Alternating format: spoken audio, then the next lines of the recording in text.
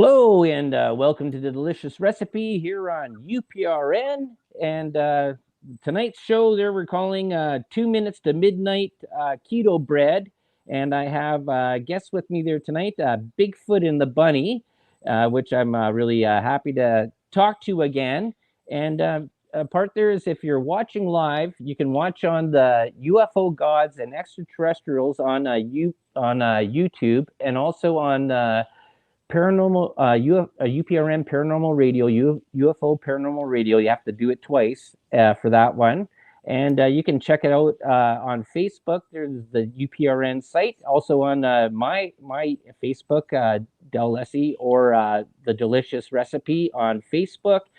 We are also streaming on SoundCloud, iHeart, all the rest of the places there, and you can also watch old shows and new shows and whatever's going on there. You can check us out there and become a member on YouTube. That's the part there that I've been told to say there. There's extra bonus content, and for a very little cost that's involved with that. And you get to see extra bonus content that you don't get to hear regularly on this regular UPRN station there. So I wanted to say welcome, Bigfoot and the Bunny. It's Chris and Kristen. Hello.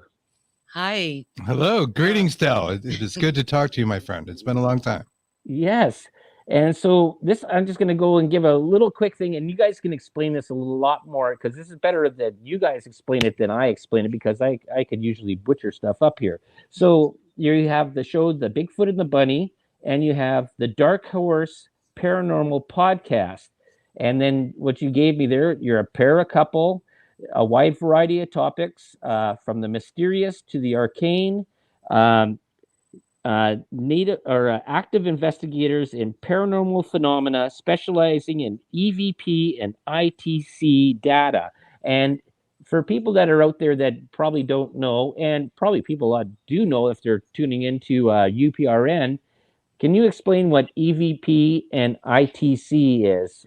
Sure. EVP is electronic voice phenomena, and ITC is instrumental transcommunication. And the difference is really simple. EVPs are captured when you use a voice recorder and no other devices. You're recording the audio in a room, and you hear a disembodied voice come across, and if you're asking questions and you get a reply. ITC, instrumental transcommunication, requires some other kind of electronics or something.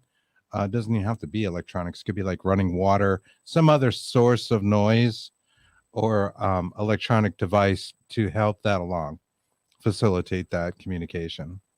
Would any of this stuff there, where does the part about banging cabinets and things being thrown out or being knocked across? Activity. You know, poltergeist is German for noisy ghost, and yeah, that would be, you know, considered poltergeist type activity when you have that, or telekinesis really from a person. Sometimes they're one and the same. Right. Have you found there in any of the studies that you've done there where somebody has sort of subliminally done something that they weren't aware that they were actually the cause of why stuff was being tossed around or moved around? So you're talking about that's telekinesis. Yeah, exactly. Not really, not in our own experience, you know, unless we did it right unintentionally, and that's a possibility. Mm-hmm. It's a hard thing to measure or gauge, you know, but it exists. They often talk about, and when I say they, I'm talking about scientists of, you know, in parapsychology, who have done studies on, say, like teenage girls who sometimes experience poltergeist activity as they're going through puberty. Yes. Right. And, you know, they think the house is haunted, and it's really where their hormones are sort of really raging, and they're all over. They're off the wall. It could be that time of the month. I mean, you know, there's a lot of reasons. You know, but studies say that. Right. And has this has sort of been documented there throughout all the different countries and stuff like that? Or has it just sort of been more or less Europe and North America that have sort of gone into this? Because there's a lot activity? I would say, go ahead. Okay. There's a lot of I guess, history or lore or stories of that were in other countries in, I guess, South America, Asia, places like that, where these phenomenons sort of happen that they talk about, and they've sort of either revered them, or they've sort of chastised these stuff that like that. Like we not going into the Salem witch trials, but going into other parts there that this stuff has sort of been a long time happening, and where we got to now that we understand this a little bit more. Well, cultural influence is definitely a factor in, I think, a lot of the phenomena, especially things like near-death experience. That's Mhm. a NDEs, often are on these kind of shows, and we've talked to a lot of them ourselves, Mhm. and you hear a lot of the same stuff unless they're from another culture, and it may be different. There's almost a certain, I guess, expectation upon what happens when one passes that seems to be part of the experience of the NDE that goes through it. Mhm. NDEs in Asia experience something different than NDEs in, say, North America, more or less. Right. Neither one is negative or bad, but there's almost a cultural expectation. Mhm. As far as the whether it's okay to have magical powers in different cultures, of course that varies, and depends on time periods. Like you mentioned, the Salem witch trials, and Right. certainly the Spanish Inquisition and that kind of stuff. Right. Had an effect on things, and things are different now. Mhm. I'm sure some cultures encourage it, and shamanism Yeah, I was just gonna say that. is like encouraged in Mhm. other kind of indigenous cultures like Yeah. Mongolia, where Mexico. they would want people to have those powers, but maybe But another culture might say no, that's a terrible thing. yeah, Get see, rid of like I'm Métis. My grandmother was Cree, and I've talked to a lot of Native people here in Canada. Then the parents and or relatives that are shaman up here, and I haven't talked to a wide variety, but I've talked to a few and stuff like that. And I always found it sort of interesting with Mexico with the Day of the Dead, and then with China with dealing with dead relatives, where they put shrines up and that they go there and they sort of deal with death a lot differently than we do here in North America. That's very true. Like it. We like that. we do. We love Day It's of the Dead. Actually, I it's think definitely it's cultural. wonderful. It's religions, of course. It's very religious and aspects. But yeah, we really like all that. We're very eclectic. We love all the different cultures and religions and I like things. that there's reverence there for their passed on ancestors. Mm, Something a lot of pagan folk do is build an ancestral altar. right. A place in their house where they'll put pictures and memorabilia of their deceased loved ones Hmm. to keep them in mind. And I think that's great. It's great to never forget and to remember that. Well, We, there's a part there too, and correct me if I'm wrong, but I think it's with either with Jewish or Italian heritage, is that when somebody dies, they have to cover all the mirrors in the house. Now, what would be the significance of that? it's Jewish. It's Is it Jewish? Okay, pretty sure. Yeah, I've heard of that. And I think it's for like a week or something. They yeah. cover all the mirrors. Yeah. So, what would be the significance of that as a paranormal researcher? I think that's the idea of looking at mirrors as a portal, Okay, a portal for spirits to pass through.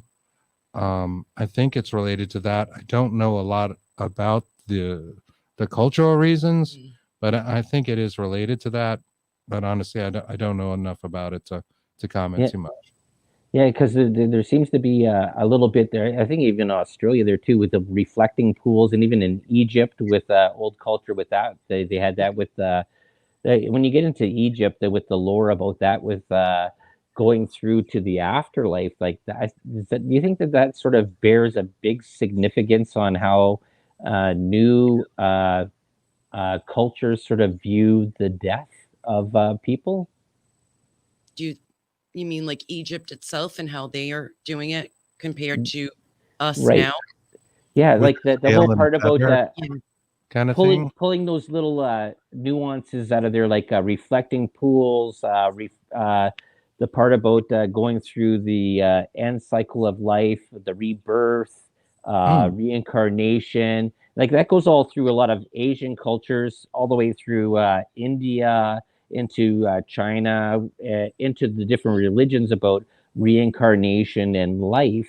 Whereas here we sort of look at it in North America as that unless you subscribe to a certain type of religion or belief, that you're done when you're done. Well, I think the reflecting pools were the first mirrors, right? And I think a lot of early astronomy was done through those reflecting pools. That was part of how they would map things out. Mongolian, Tibetan, especially Mexico, the Toltecs, Olmecs. Yeah. Right. And I don't know, as far as, again, the reverence of the dead, I'm not sure what the correlation is with the reflections, but it may be, portal related. I mean, there's a lot of stuff that people say about mirrors being portals, that may or may not be true. I don't know. I mean, it's one of those things where it could even live in the collective unconscious, consciousness, right? That consciousness that, it exists because enough people believe in it. That some things happen with mirrors. I mean, a haunted mirror story is a pretty common ghost story. Oh yeah, oh for sure. And like I even remember this one part there. I've read this and I've heard this many times, that the eyes are the window to the soul. And then when somebody dies, you go and close the eyes, and some parts there they put pennies over the eyes to make sure that they're closed and stuff like that, so that they're not, I guess, transporting back into this reality. I always just sort of wonder, where did all this thought come from? It's very true. It's a good question. It is. I mean, I think it's built up over time.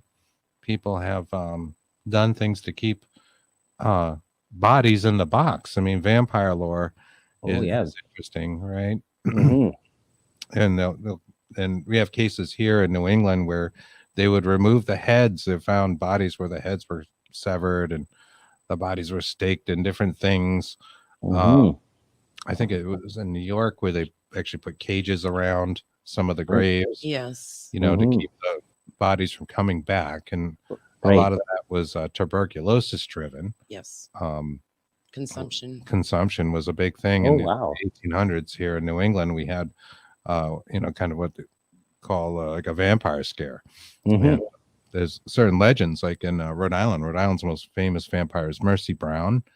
And, she was rumored to have come back from the grave and given consumption to her family. Although she wasn't the first one in the family to die of it. But she was supposedly seen jumping rooftop to rooftop, and these sort of legends surrounding her. It got so bad that let's see, her mother had died, her sister had died. She died, they put her in the ground. The lore at the time was that if you took the body, excavated it, burned the heart down to ashes, and the surviving members of the family would drink those ashes mixed in with a sort of a snake oil, to sort of bring it forward.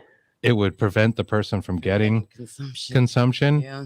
And they actually did that. I know her father, the story goes, was very resistant to doing this, but eventually he caved in because his son Edwin had also come down with consumption, and couldn't seem to shake it, was coughing up the blood, and he finally gave in. And they opened up Mercy's body. She was 19, removed her heart, burned it, mixed it with some oil. Edwin consumed it. Her father consumed it. And Edwin died of consumption. The whole reason why that they actually sadly said that she was a vampire was because here in New England, when she passed away, they put her in a what do we call it, mausoleums? It's not really a mausoleum. It's like a storage facility because the ground gets hard, it gets frozen.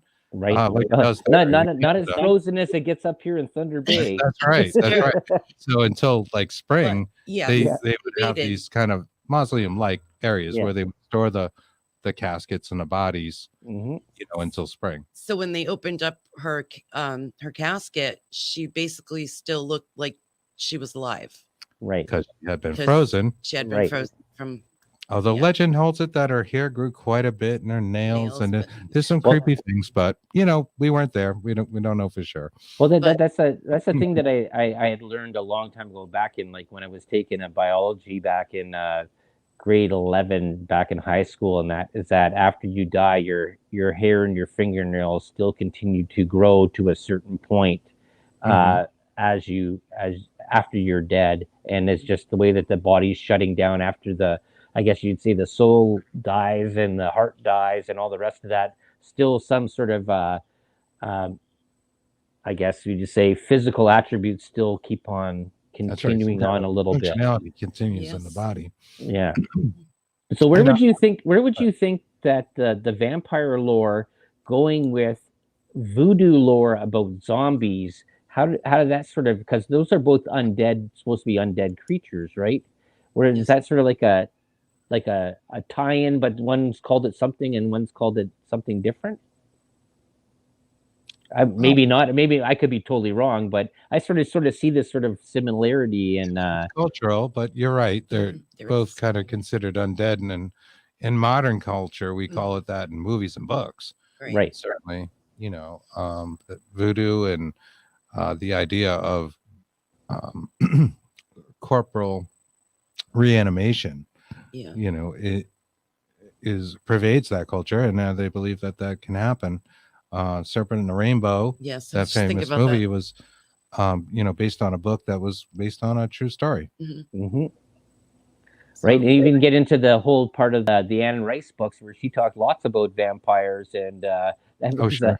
and actually even with the Johnny Depp stuff there, and now you have what's going on with him and Amber Speaking of Heard. vampires. There you go. It's sort of funny. I'm not going to go into the whole part of. I'm not tonight's show is not dealing with cultural Amber Heard or Johnny Depp there. So sorry if you people are out there looking to listen to that, because I had lots of views about that, but we're not going to go and talk about that there tonight. But tell me, here we go. It says, I'll ask you, Kristen, and ask you there, Chris. It says, what do you think yourself is the most interesting encounter or story that you were involved in? Because you both must have something totally different, or maybe you both have the same. I'll let you go, Kristen, first. You want the most interesting or the most scary? Which one you want? Well, you can either or. It doesn't matter. You can say it off the beginning. The most scariest or the most interesting, you can decide. I'm trying to think. We've had so many. The one that you found yourself, because it could be different from Chris's. So, No, I'm sure it is. I'm going to go with when I was a child, I was tormented by spirits in my farmhouse. I'm the only child and everything. And one time, my friend and her mom came over. My mom and my mom's friend were downstairs, and we had a big loft. It was an open plan cape house. And my friend, we had two big rooms, my parents' room and my room. When you came up the stairs, it would be my room. And my friend was playing in the back. And my mom called me. I went to the top of the stairs, and I remember these huge hands push me down the stairs. oh wow! And that's one of my. And how old were you? 7. 7 years old. One So thing if we that- find fascinating is that a lot of people that are interested in the paranormal and ufology have these childhood experiences. Mhm. We both did. I would say well over 90% of our guests will say they had some sort of experience of the paranormal growing up, which I think is an interesting statistic that a lot of people don't talk about, but is right there. Not everybody. We talked to Lloyd Auerbach Saturday, and that Bigfoot and the Bunny show was on UFO Paranormal Radio and on their Facebook. And you can find that, and it was an interesting show because he didn't have any. He was kind of the exception to the rule, but I'm telling you, like more than 9 out of 10 people we talked to have had some sort of ghostly experience as a child that seemed to pique their interest, and I think there's an interesting correlation with that. Because of things like that happened, it was very traumatizing to me, and I totally shut everything out, blocked everything out. I don't know how I did it, but I did. And Chris has a different story. and he just ran with it, with the paranormal. Me, I wasn't like that. And I can feel things, and I'm kind of clairsentient and Right. audient, and I would get that, and I'd be like, get away from me.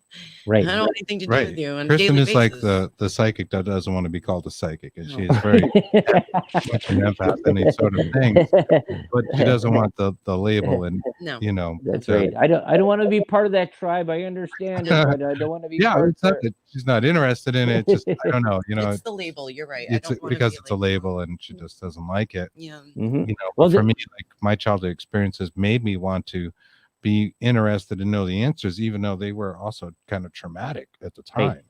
Well, I'm gonna just one part out of this, and you alluded to this there before, because this was actually talked on one of the paranormal host chats about that. Sometimes that the differentiation between something that would think that it was a ghost or an extraterrestrial visitation or some sort of other paranormal thing there, they could all be the same thing, but it's just the way that you yourself interpreted the interaction.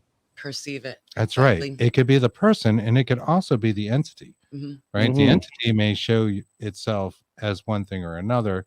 We talk about spirits or other types of entities, and we'll just call it that, taking on roles. It'll take on a role of an alien, or maybe the woman in white, that jumped off the cliff, and like every state has that story of town and child in a graveyard. We've actually encountered such things, which is interesting, but it seems to pervade most folklore. Right. Well, that was a part there that I've been looking into there, and even with your title there, Bigfoot and the Bunny, I've been looking into a lot of stuff about Bigfoot lore or hairy man lore or cryptid stuff there. But one of the biggest things that I found when I talked to several my neighbor who was native here in Ontario, Canada, and several other people up in around Canada, and that is that they were never worried about Bigfoot. They were always talking about the little people. And I got my little friend here, Hey You.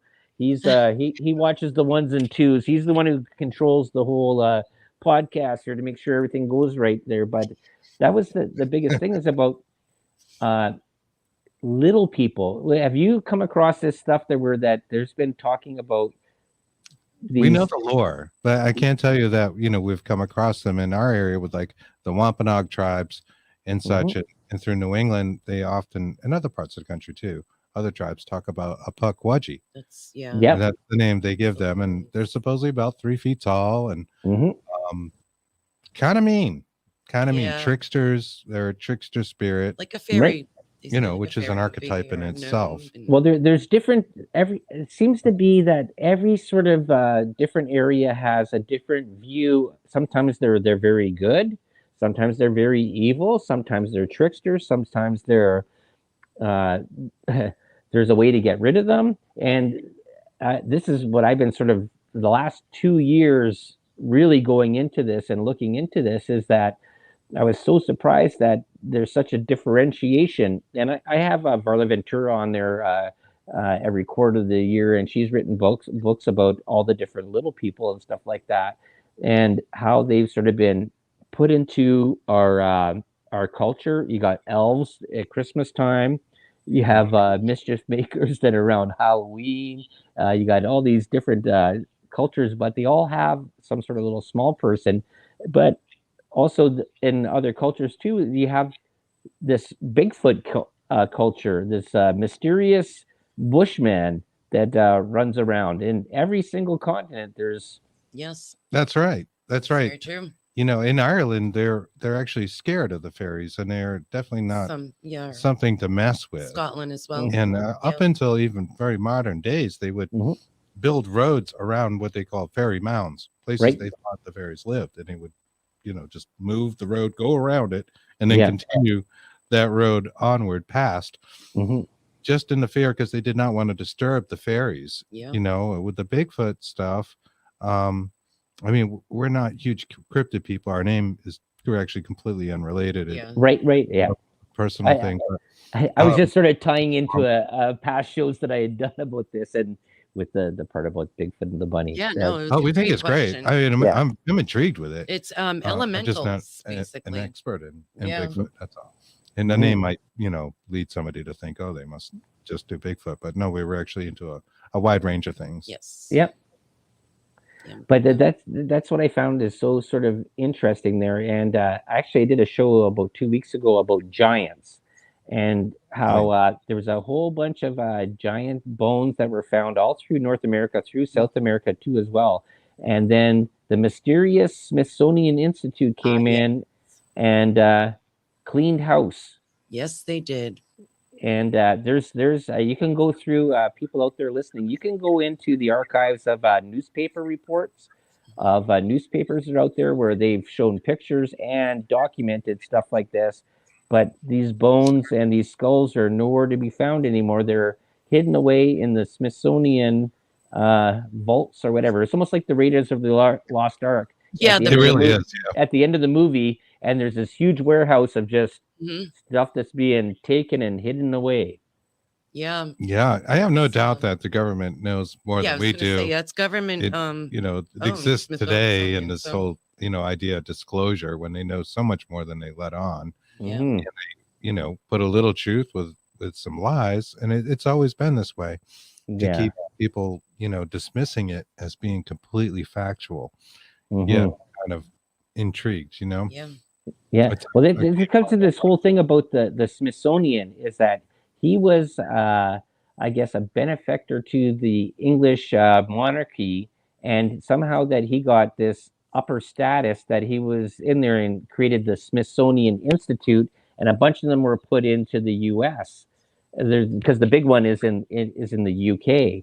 But they were able to go around all across the globe and just basically take over find sites and just clean stuff up and just take it away. I think there's a big one that was out there. This has been talked about too. I think on Coast to Coast, they've been mentioning this as well, about a site that is blocked off in the Grand Canyon, where they went into a cave and there was artifacts. There were like something like 3,500 years old from Egypt, China, gold artifacts and stuff like this. And Smithsonian came in and just cleared them all out, and then they blocked off the site because there's more stuff that's in there, and you can't go in there unless you're part native of that tribe, that you're able to be in there because of reserve land, or you're part of the Smithsonian with government credentials that allow you to go in there. Like regular people can't go in there. There's a few sites around the world where regular people are not allowed to travel. Oh, yes. Right. Well, the Vatican would be one too, right? Yeah. Yeah, they're a little bit like that, and that they collected books and other artifacts through time. And the general public cannot just walk in, stroll in there, and see them. Right.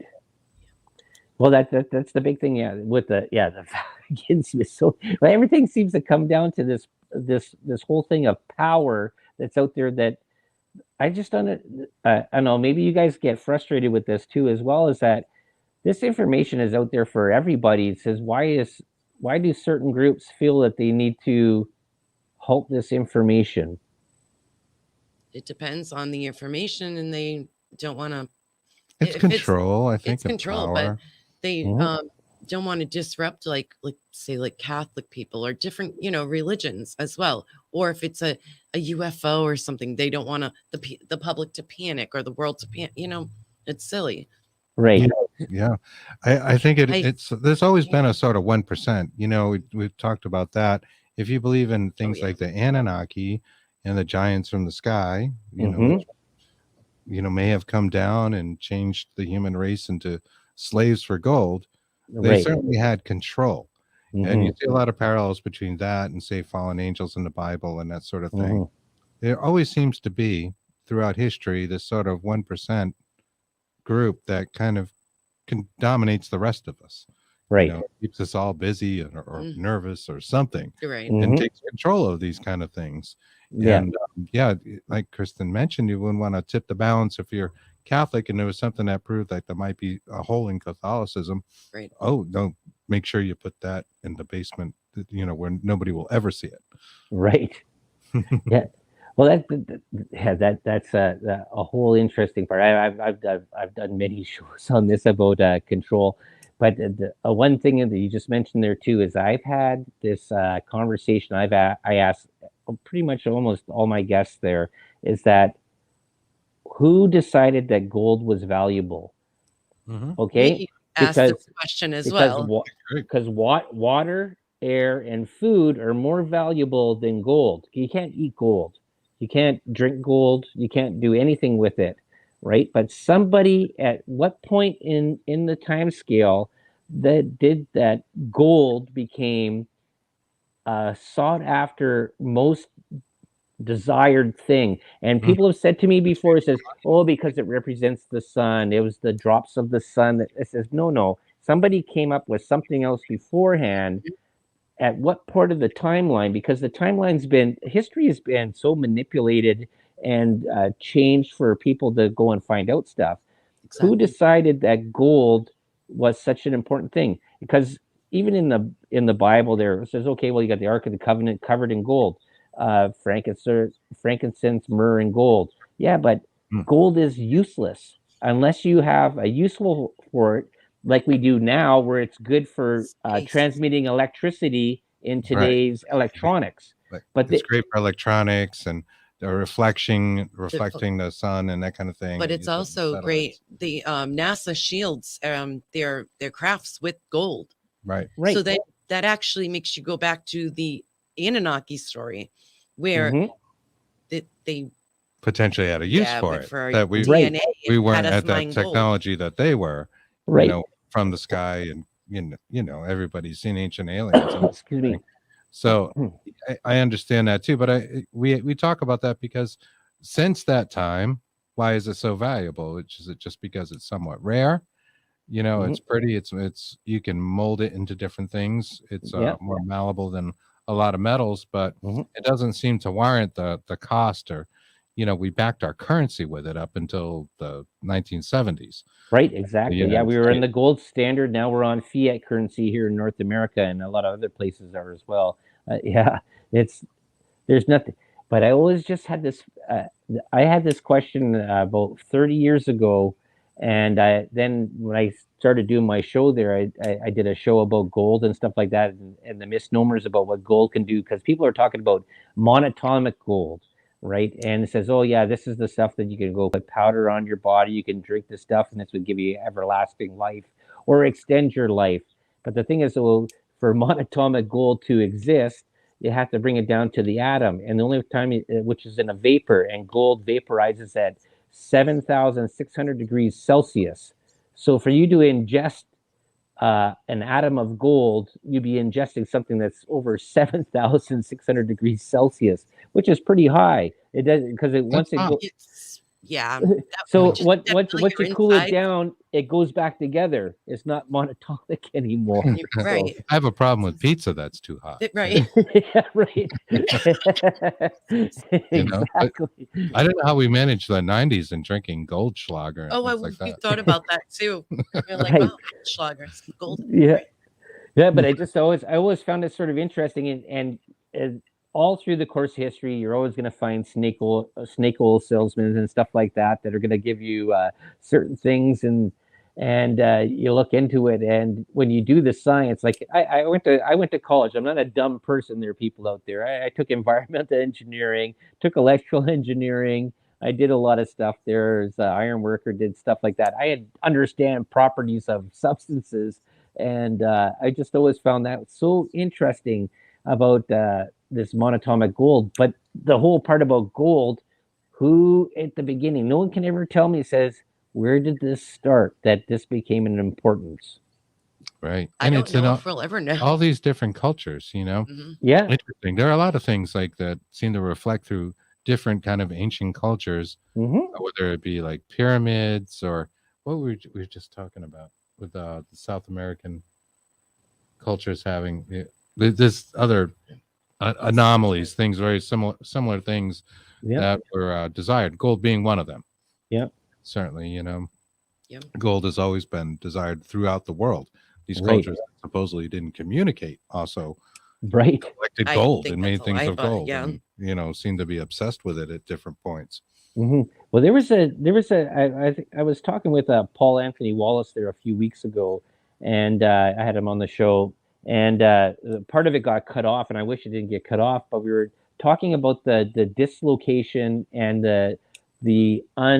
I guess whatever, the speaking and the interest of knowledge they're being transported throughout the continents and that, but they all sort of popped up all sort of at the same time, all with the same sort of ideas, building the same, like pyramids are all around the world. Like That's right. the stuff in India where they carved it out of one piece of stone is way more spectacular than the pyramids in Egypt. Like it's unbelievable. Even the stuff in Thailand. I forgot the name of that. That is a place I would love to go to. I just can't believe all the intricate and how long did it South take them America has lots of interesting things. exactly, yeah. So, In China as well, huge caves underneath with Oh, borings yes. that went through solid like stone, like Egypt. Okay, that's great. Yeah, they moved big, huge pieces of stone, and then you have the talks about giants, and the ancient lore where they had larger people that were up to like 36 meters tall in some accounts, and that could move, did huge things. You have the whole in the there's Bibles giants, like yeah. that. Yeah. The Nephilim, right? Yeah. Then you have King Solomon, and with his ring there, being able to control demons that did trans-dimensional, that were able to do great feats to move huge amounts of things. And these are all stories. These stories, there might not be the same name in this culture, but it's over here, and it's the same thing over here. So this one part that we were both talking about is that we talk about the Garden of Eden with Adam and Eve. That that we think whatever that it started in Africa. Some people think it started in the Middle East, but there's other cultures that the Garden of Eden started in their country, in South America, in China, North America, and they all in Australia. You have they have something that the same sort of story, either with little variations, but that's where civilization started from. Great. Right. Maybe it was all a laboratory. Yeah, like different experiments all around in the in things that are going on. Yeah, I think cultures or civilizations probably date back a lot more than we think.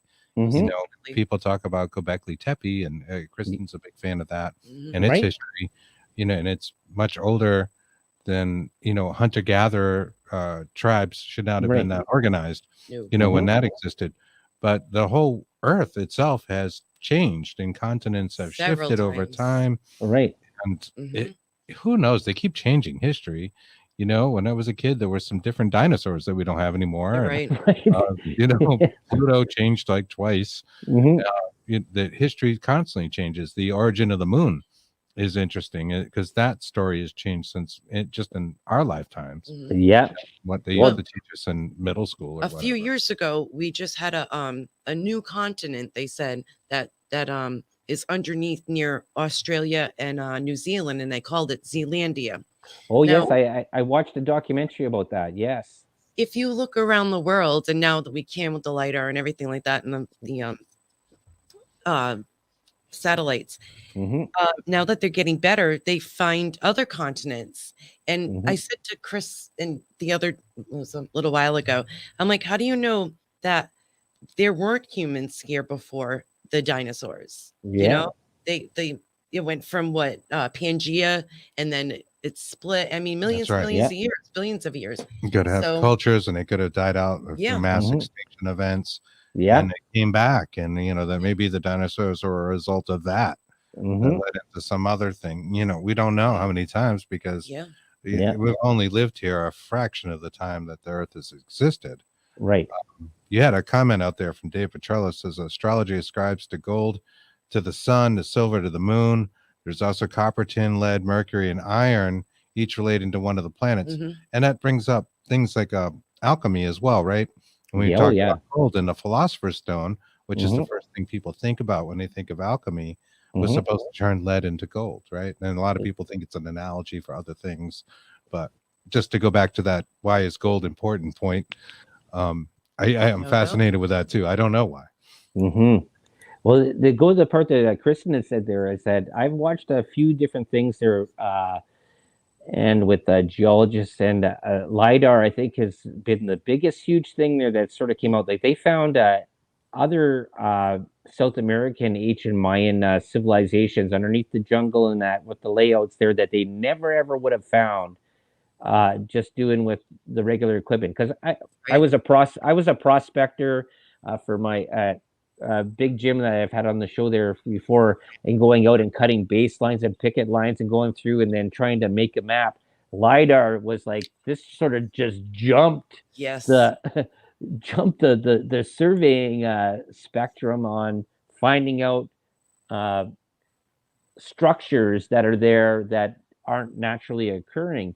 And there's been, even with that, is that they found, well, they have been for about 40, 50 years, cultures and civilizations 200, 300, 400 meters to a mile to 2 miles off the coastlines of what we actually have right now.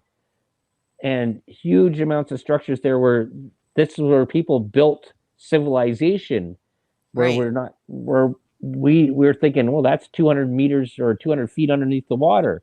No, people were actually living there, and then they Right. find And it went like the oceans now are rising again, you know, because Mhm. of all the events that the It's earth just goes through. melting, yeah. So that's Yeah. why we've been talking about that as well with the Pangea, Gowanda. You know, there's stuff like Mhm. you just said, Sank is it's like tons of Right. It gives credence to different, things like Atlantis yeah. and Mu and Right, yeah.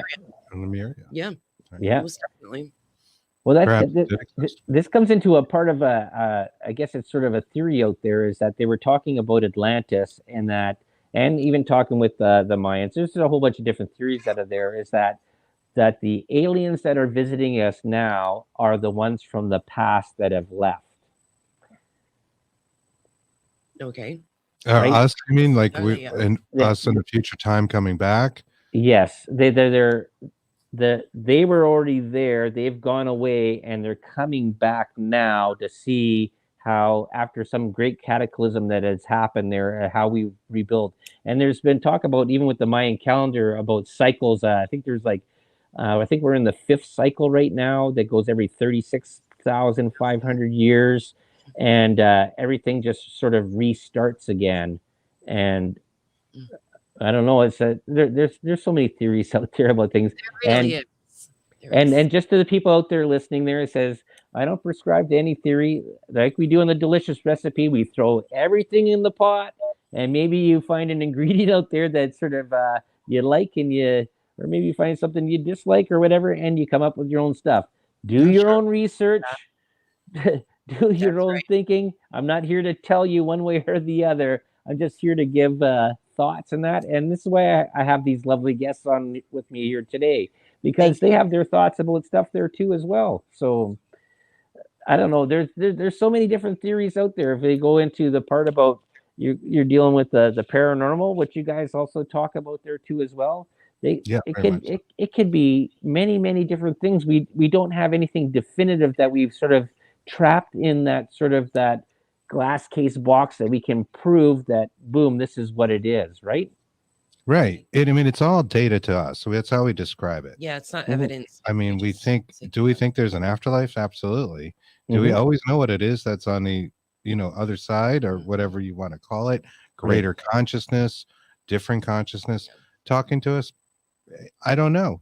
I can play you sound clips of voices and people, and Mhm. people were not there. We just cannot debunk. We don't know what it is, but Right. can't tell you it is exactly this particular spirit. Right. How Mhm. do we?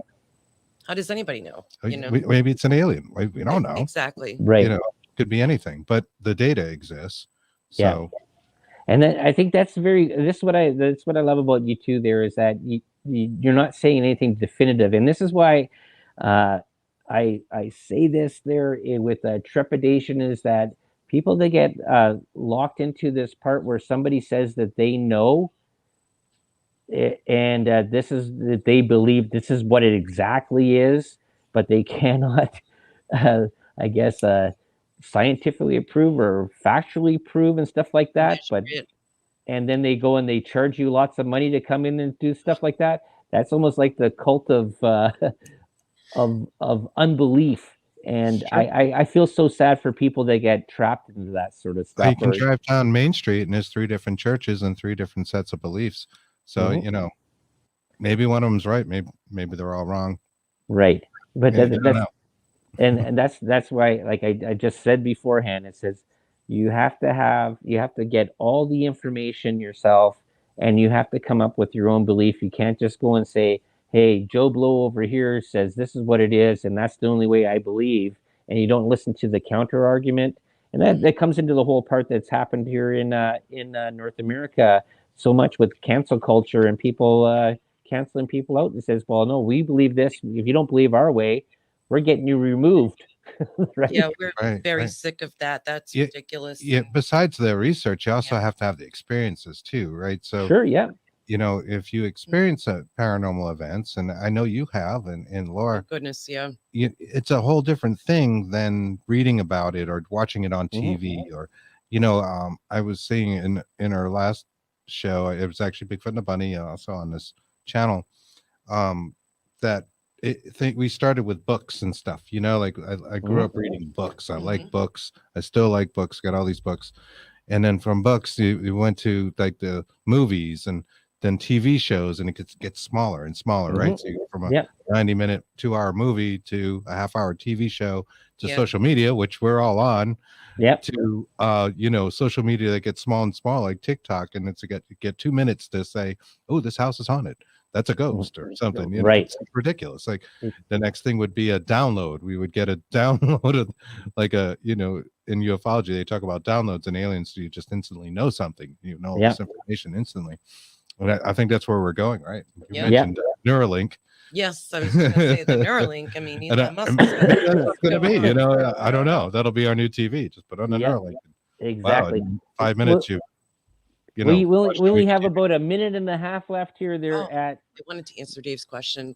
It's Massachusetts and Rhode Island, and yes, it is completely haunted with, well, totally so many different things. Triangle's too small. It doesn't go into Rhode Island, and this is New England is pretty haunted all around. But we really think a lot of places are, you know, there's sort of energy spheres or energy areas where something sort of happens a little bit more than what it is. Sure, and it's not like it's every square inch of, you know, New England is, you know. Okay, so we got about a minute left here. Why don't you tell the people out there that are listening there what time they can check out your show and where they can check you out on social media and stuff like that? We have 2 shows, and we're doing a show tonight, actually. And not to steer you away from this channel, but if you're cruising Facebook and you come across our pages, which are facebook.com/Bigfoot and a Bunny, or you look up Dark Horse Paranormal Productions, or the Paralinks Paranormal United Network. We'll be on all those with Dark Horse Paranormal. Dark Horse Paranormal Podcast Live. Our guest tonight is John Yost. He's coming out with a documentary on alien abduction. It's Alien Abduction Answers, which premieres in 5 days, and it's going to be on Netflix and Amazon and everywhere you stream stuff. Oh, awesome. So that's pretty cool. Yeah, we're pretty excited to talk to him. And our show Bigfoot and a Bunny is on Saturdays, and you can catch that right here on UFO Paranormal Radio, UPRN, and it's on from 4 to 6 p.m. Eastern time, 3 to 5 Central, on the Facebook. Yep. Awesome. And it says, and people there that listen to Delicious Recipe, check out their show. And I'm so glad that I reached out to you, and I say happy birthday again to you. Thank you so much. Yes. And you can check out the Delicious Recipe every Thursday at 7 p.m. Eastern Standard Time here on UFO Paranormal Radio, and UFO Gods and Extraterrestrials, and on the Delicious Recipe on Facebook, and any other UPR and stuff, and all the rest of those podcast places that have stuff, iHeart, SoundCloud, Spreaker, all that stuff there. So thank you very much for tuning in there, people out there in the ether, and we'll check you all next week. I'll have Jim Paris on again for part 3. So good night. Awesome. Good to Good see you, night. Del. Thank you, Give our guys. best to Laura. Yep. Yeah, I will. Thanks.